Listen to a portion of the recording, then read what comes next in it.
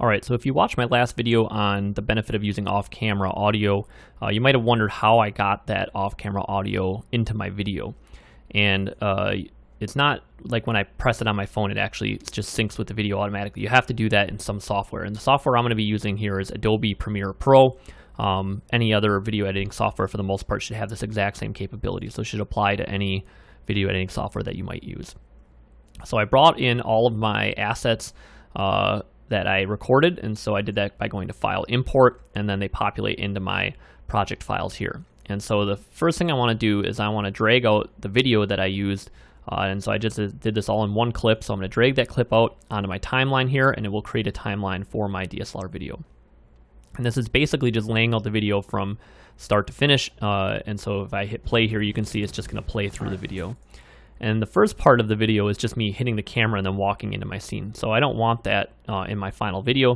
So I'm going to zoom in here by grabbing this little slider and just narrowing it. And you'll see it looks like right about here where this audio peaks. I'm just going to double click to expand that. This is where I begin talking. So if I scrub through here, you can see. All right, so this is just, that's where I start. So I'm going to move my timeline slider marker here, and I want the video to start at that point. So I'm going to drag this in to there, and that using my selection tool, you just grab the edge and slide it over. So I've just trimmed off the beginning. So now the video is going to start so this is just right there. But the video actually starts at the 0 time point. So I'm going to need to move this to the left. But before I do that, I want to bring in this little clip that I took from my phone. So I did one little quick pan with my phone to show the overall setup. And so this is how I want to start my video, so people kind of get a sense of what the studio setup was like before we did the rest of the video. And so you'll notice the beginning of this is a little wobbly, so I'm gonna trim that little wobble off. So I'm gonna bring this up, and then I'm gonna play it, and that looks good. No one wants to watch the intro for very long, so just 1 second is fine. And so I'm gonna unlink these the audio from the video here, and I'm just gonna delete that audio because I don't want that audio. All right, and so now I'm gonna bring this up and match those up. So now when I play this, it'll pan through that and go right into my video. So next thing I want to do is I want to figure out where I want to bring in that off-camera audio, which is this file right here. So this is the audio from my phone. I just took that file and emailed it to myself and then saved it to my computer so that I could bring it into this. So I'm going to bring this down here in a new audio track. So these are my audio tracks laid out here, and I'm going to double click to expand it. And so now I'm just going to scrub through the video and find out where I want to put this audio when I start, where does it start. So I'm just going to zoom out here a little bit to help me find this faster. And so it looks like I pick up my phone here and start talking about it, and then I tap the button right there.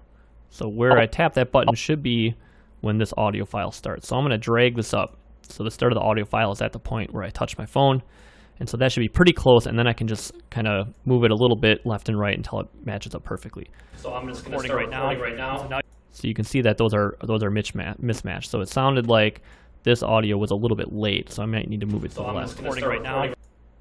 No, it was a little bit early. So I'm going to move it here to the right, and I'm just going to zoom in now so I can move this small amount. So you can see that these audio waveform volumes are matching up. Okay, so now it should be pretty close right now, and so now you can hear. Yeah, so I didn't mean to move it that perfectly. This is perfect, so I can't hear the difference. There's no latency. It sounds like one audio track because they're so perfectly superimposed. And so now you can hear. Sometimes you need to move it like 1 millisecond sooner or 1 millisecond later so that it matches up. But once you get it like it's playing right now, where it just sounds like one single audio track, is coming just from my cell phone, then you're done basically. And so if you have one clip and you have all off-camera audio, you just need to do this one time, get it synced up, and then you're done. What am I doing here? I'm going to zoom out.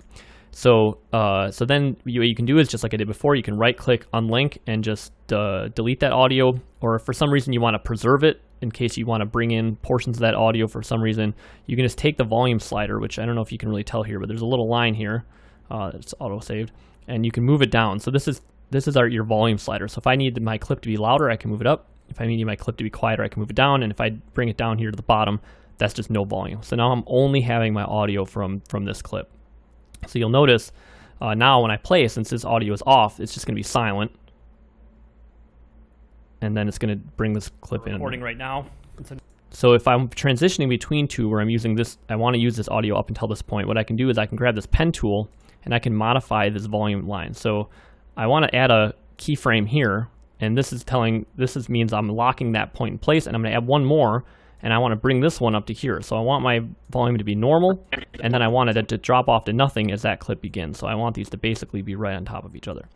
Okay, so now when I play this, it should play this audio, and then that volume should drop to 0, and then that's where this volume picks up. So an audio recorder app, we use a built-in one, so I'm just recording right now, and so now you can hear.